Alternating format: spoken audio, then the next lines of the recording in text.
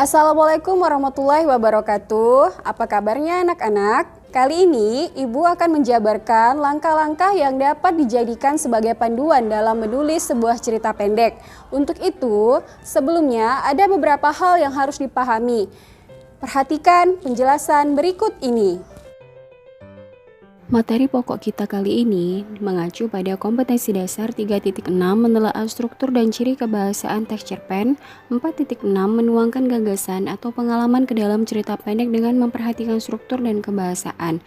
Sementara untuk indikator pembelajarannya diharapkan nantinya siswa mampu menelaah struktur dan ciri kebahasaan teks cerpen dan siswa mampu menuangkan gagasan atau pengalaman dalam bentuk cerita pendek. Sebelum kita masuk ke pembahasan inti dari materi pokok ini, perlu diketahui terlebih dahulu pengertian dan tujuan dari cerita pendek itu sendiri. Nah, cerita pendek adalah karya prosa yang bersifat naratif fiktif, dan tujuan cerpen itu adalah mengungkapkan gagasan guna menghibur si pembaca. Sudah paham kan apa yang dimaksud dengan teks cerpen atau teks cerita pendek? Nah, sekarang kita pelajari struktur dari teks cerpen. Adapun struktur dari teks cerpen terbagi menjadi 6 bagian, yaitu yang pertama abstrak, inti atau ringkasan dari cerita pendek yang menyajikan gambaran awal gagasan cerita. Yang kedua, orientasi berkaitan dengan suasana, waktu, dan tempat yang berkaitan dengan alur cerita cerpen. Yang ketiga, komplikasi merupakan urutan peristiwa-peristiwa yang dihubungkan dengan sebab akibat. Yang keempat, evaluasi adalah konflik yang mengarah ke klimaks. Yang kelima, resolusi, di mana pengarang mulai memberi solusi yang dialami oleh si tokoh. Dan yang terakhir, koda, merupakan bagian yang menjelaskan nilai-nilai atau pelajaran yang dapat dipetik dari cerpen tersebut. Sebagai panduan untuk menulis sebuah karya sastra, alangkah lebih baik kita pelajari terlebih dahulu unsur-unsur pembangun dalam sebuah karya sastra yang terdiri dari dua hal, yakni unsur intrinsik dan unsur ekstrinsik. Unsur-unsur intrinsik yang terdapat di dalam sebuah karya sastra termasuklah itu cerita pendek, yakni sebagai berikut. Yang pertama, tema merupakan ide atau gagasan dasar. Yang kedua, tokoh pelaku cerita memiliki karakter tertentu. Kemudian alur merupakan urutan dari jalan cerita. Yang keempat, latar mengacu pada waktu, tempat, dan suasana yang tergambar dalam cerita. Yang kelima, sudut pandang merupakan strategi yang digunakan untuk menyampaikan ceritanya. Yang keenam, gaya bahasa adalah ciri khas pengarang dalam menyampaikan tulisannya. Dan yang terakhir, amanat merupakan pesan moral yang dapat diambil dari cerpen tersebut. Sedangkan unsur ekstrinsik yang biasanya memengaruhi sebuah karya sastra termasuklah itu cerpen pula ya. Nah, terdiri dari 3 hal. Yang pertama, latar belakang masyarakat. Jadi hal ini berkenaan dengan faktor lingkungan masyarakat sekitar yang memengaruhi pengarang dalam membuat sebuah cerpen.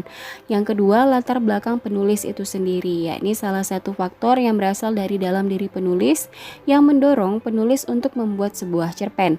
Yang ketiga, nilai-nilai. Nah, nilai-nilai di sini berkaitan dengan nilai agama, sosial, moral, budaya, dan lain sebagainya. Nah, langkah selanjutnya ketika hendak menulis sebuah cerita pendek, kita harus memahami unsur-unsur kebahasaan yang biasanya digunakan atau diterapkan dalam penulisan sebuah cerita pendek. Perhatikan ciri-ciri kebahasaan sebagai berikut. Yang pertama, di dalam sebuah cerpen biasanya menggunakan pernyataan retorik, yakni kalimat pertanyaan yang tidak membutuhkan jawaban. Kemudian, biasa pula menggunakan proses material atau perbuatan-perbuatan fisik untuk mempertahankan suatu karakter tertentu. Kemudian yang ketiga, menggunakan gaya bahasa efektif dimanfaatkan untuk mengungkapkan maksud dan tujuan secara tepat. Lalu biasa pula menggunakan pilihan kata atau diksi. Nah, dalam menulis cerpen kita harus memerhatikan pilihan kata yang tepat sehingga cerpen jadi lebih menarik. Dan yang terakhir, biasanya cerpen juga menggunakan kalimat yang komunikatif. Maksudnya yaitu kalimat yang sering didengar sehingga kalimatnya mudah diingat oleh si pembaca. Nah, baiklah, berikut teks cerita pendek yang berjudul Anak Bermalasan. Silakan dibaca dengan saksama. Jika terlalu cepat tayangannya, silakan tekan tombol pause.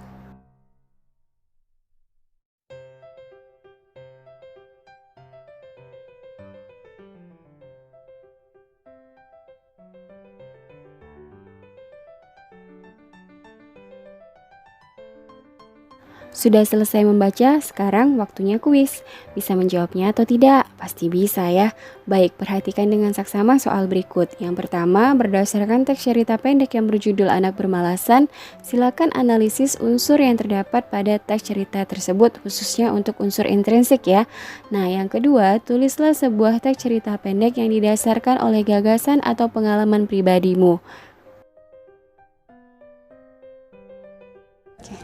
Baiklah, dengan memerhatikan unsur-unsur pembangun karya sastra dan kaidah kebahasaan yang telah dipaparkan tadi, maka dari itu, mengungkapkan gagasan atau ide ke dalam cerita pendek menjadi lebih mudah, bukan?